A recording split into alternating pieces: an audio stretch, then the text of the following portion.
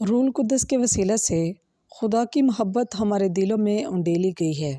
آج کی دوسری تلاوت مقدس پولس رسول کا خط رومیوں کے نام، اس کا 5 باب 1 سے 2 پھر 5 سے 8 آیت تک۔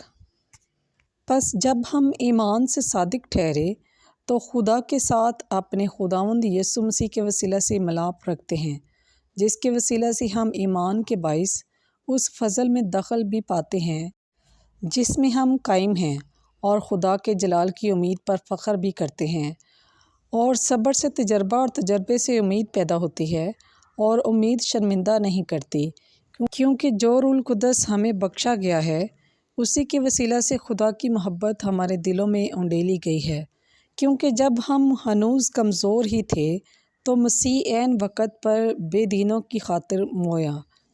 پس کسی صادق کی خاطر بھی مشکل سے کوئی اپنی جان دے گا، مگر شاید کسی میں یہ جرأت ہو کہ کسی نیکوکار کی خاطر اپنی جان دے۔ لیکن خدا نے اپنی محبت ہم پر یوں ظاہر کی ہے کہ جب ہم ہنوز گناہ گار ہی تھے تو مسیح ہماری خاطر مویا۔